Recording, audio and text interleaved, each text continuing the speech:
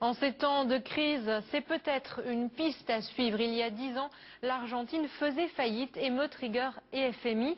Le pays finit par oser une autre politique, rebondir et renouer avec une croissance flamboyante. Frédéric Maillard, Mathieu Benito.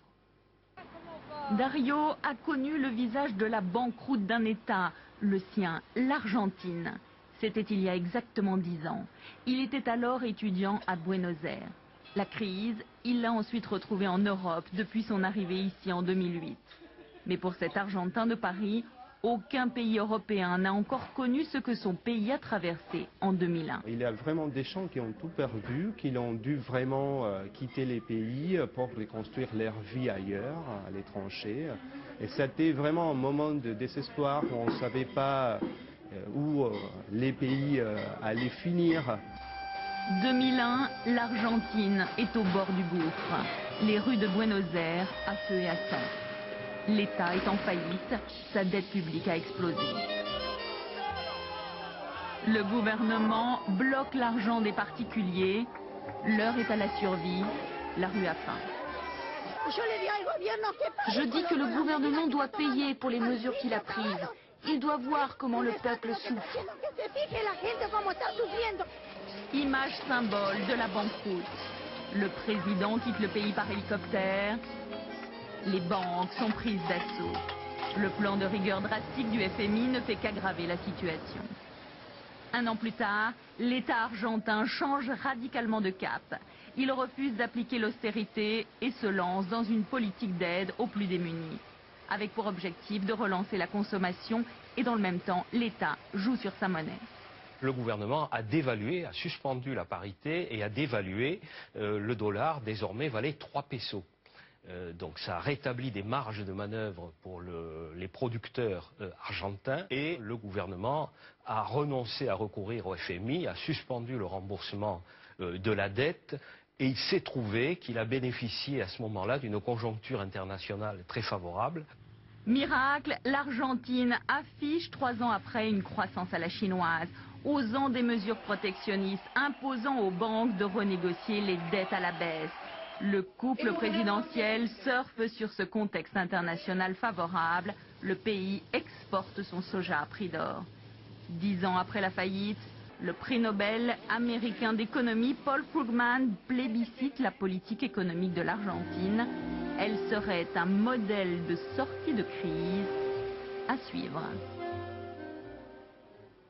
Invité exceptionnel ce soir, l'un des pères de ce rétablissement spectaculaire, l'ancien ministre argentin de l'économie, Roberto Lavagna, est avec nous en direct de Buenos Aires. Bonsoir monsieur, merci beaucoup d'être avec nous.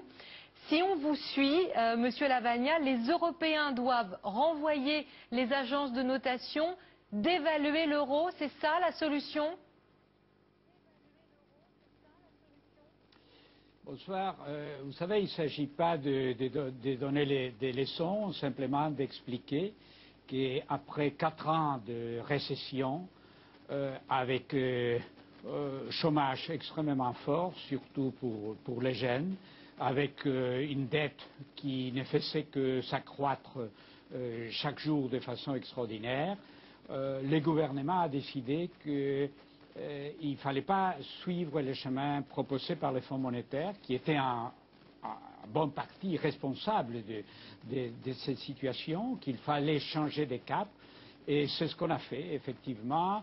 On a essayé de relancer la consommation parce que ça était absolument central si on voulait rétablir l'équilibre social et l'équilibre des comptes économiques.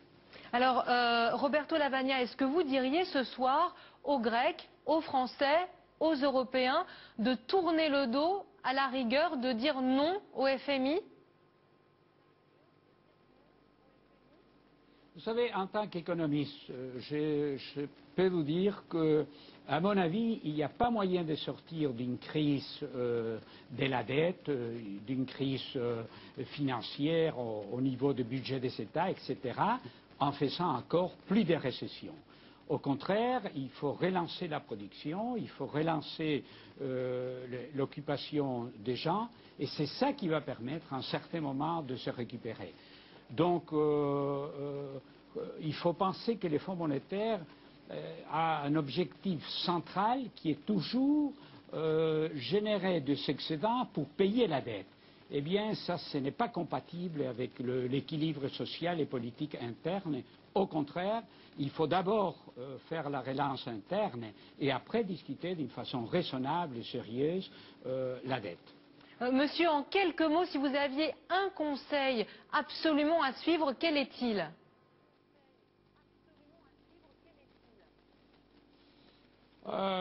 Relancer la production et la consommation. Ça, c'est absolument essentiel et c'est dans le cadre de cette récupération économique, c'est dans le cadre de la croissance économique que tous les autres problèmes peuvent se discuter d'une façon raisonnable, inclus les paiements de la dette, certainement avec des réductions, ça va être le cas de la Grèce maintenant, mais il ne faut pas perdre du temps. Vous savez, la situation de Grèce aujourd'hui, c'est nettement pire qu'il y a 2 ans, parce que les recettes du Fonds monétaire, de la Banque centrale européenne n'ont pas fonctionné. Au contraire, ça a commencé un processus de contagion vers d'autres économies qui sont d'ailleurs beaucoup plus solides, mais malgré ça ils sont dans une pression des marchés extrêmement forte. Merci Donc beaucoup, il ne monsieur. faut pas perdre du temps, il faut relancer l'économie. Merci beaucoup Roberto Lavagna, ancien ministre argentin de l'économie. Il est 18 h à Buenos Aires. Bon début de soirée à vous.